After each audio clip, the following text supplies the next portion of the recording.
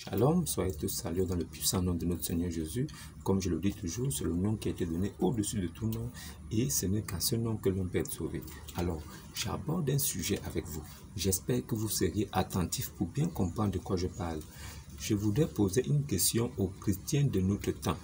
Ceux qui se disent chrétiens, ceux qui portent le costume de chrétien, ceux qui passent leur temps à sortir de leur bouche là que moi je suis chrétien, ou moi les choses là je ne fais pas ça, ou moi je suis chrétien, ou moi je ne fais pas du mal aux gens, moi je suis chrétien.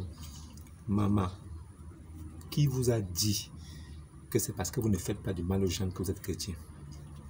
Qui vous a dit que le chrétien n'a jamais fait de mal à quelqu'un avant de devenir chrétien? Est-ce que vous savez qu'il y a des chrétiens, des personnes qui font du mal aux gens, qui ont même tué des gens, qui ont fait des mauvaises choses, mais après qui sont choisis par l'Esprit de Dieu et qui annoncent la parole de Dieu et la parole authentique de Dieu, et qui sont serviteurs de Dieu, et qui deviennent sauvés, qui seront sauvés parce que la grâce leur a couvert? Est-ce que vous savez que le chrétien ne se dit pas avec la bouche? Un chrétien là, c'est pas les actes, c'est pas son fruit. Alors, vous qui dites que vous êtes chrétien parce que vous ne faites pas ceci, vous ne faites pas comme ça, vous êtes des pharisiens modernes. Vous êtes des docteurs de la loi de notre temps. Comme vous pensez qu'un chrétien, parce qu'il est chrétien, il ne pêche pas. Je vous dis, c'est faux. Un chrétien, même étant chrétien, peut pécher. Un chrétien, même étant chrétien, peut faire des choses bizarres. Mais, c'est une chose que vous ne devez pas oublier. C'est que c'est Dieu qui choisit ses enfants. C'est Dieu qui choisit ses serviteurs. Alors, tous ceux qui ont cru en Jésus et qui acceptent Jésus sont tous serviteurs de Dieu. Même celui qui vous annonce l'évangile, il est serviteur de Dieu. Alors, je voudrais vous dire quelque chose que vous n'oubliez pas.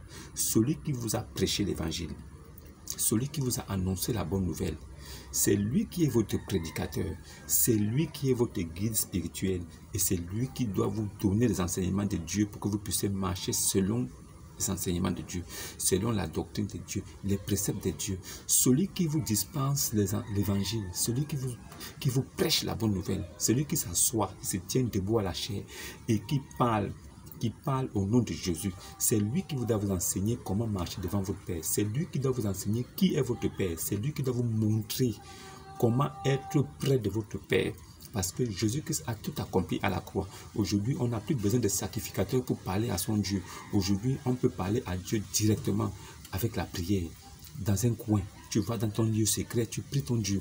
Ce n'est pas de se mettre debout comme vous voyez dans les religions, dans les églises des hommes là, où le monde crie, Dieu, petit, Dieu, petit, tout le monde prie en même temps. C'est de la folie. Et ceux qui font ça dans ces églises-là, ceux qui sont des guides religieux dans ces endroits-là, c'est des faux pasteurs, des faux ouins, des pasteurs bonbons du diable, des ministres de Satan. Si vous voulez prier là, priez chez vous à la maison, dans le lieu secret. Votre prière ne doit pas importuner votre voisin. Votre prière ne doit pas déranger le voisinage. Quand vous priez là, les voisins ne doivent même pas savoir que vous êtes en train de prier. C'est comme ça. Selon ce qui est écrit, c'est comme ça que ça doit se passer. Alors, si vous priez et qu'il faille que tout le quartier soit au courant et tout le monde, parce que vous priez, parce que le faux pasteur devant dit, élevez la voix, vous commencez à crier. Les gens passent, ils sont étonnés, ils regardent dans votre église comme ça, ils vous voient en train de crier. Chacun crie, d'autres même se tapent à terre, d'autres même font. C'est de la folie, ce n'est pas ça. Ce n'est pas ça. Vos pasteurs là vous ont trompé. Ils ne vous ont pas dit la vérité. Vous êtes dans l'erreur. Si vous mourrez dans ça, vous allez directement en enfer.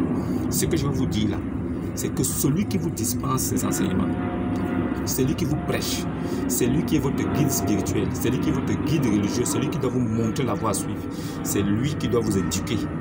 Parce que quand vous devenez une nouvelle créature en Christ, vous devez recevoir une nouvelle éducation pour marcher maintenant devant la face de l'Éternel. Alors, si vous recevez un baptême de quelqu'un, soi-disant un prêtre ou pasteur, et qu'après, il ne vous enseigne pas à devenir un vrai chrétien, vous n'avez même pas été baptisé et vous n'avez jamais été chrétien. N'oubliez pas ça. Alors, celui qui reçoit les enseignements que je dispense, je l'éduque à devenir un enfant de Dieu, une véritable créature nouvelle, co-héritier avec Christ. Je lui montre comment marcher. Je sais que même étant chrétien, on peut pécher. L'homme est faible. Mais je sais aussi que quand on a reçu l'Esprit de Dieu, quel qu'en soit ce qui arrive, on reste enfant de Dieu. On ne perdra jamais son esprit et le salut est éternel. Alors, n'oubliez pas ces choses pour que vous puissiez marcher selon l'Esprit. Et que vous sachiez que même en marchant selon l'Esprit, Le corps a des faiblesses.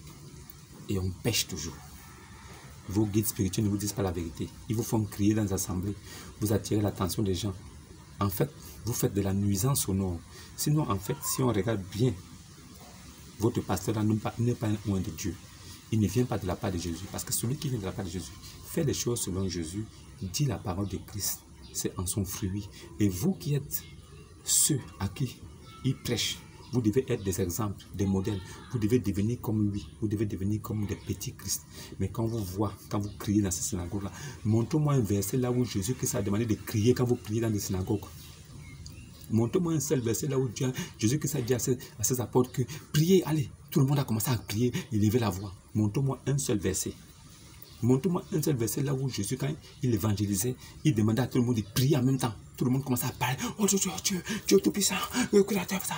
Montrez-moi un seul verset. Ça n'existe nulle part. Vous êtes dans l'erreur. Et si vous êtes dans ça, vous mourrez dans ça. C'est directement en enfer. Il n'y a même pas un pardon pour ça. Revenez à Christ. Revenez à Jésus. Lui seul, il détient la vérité et il vous montrera comment marcher. Shalom et à la prochaine.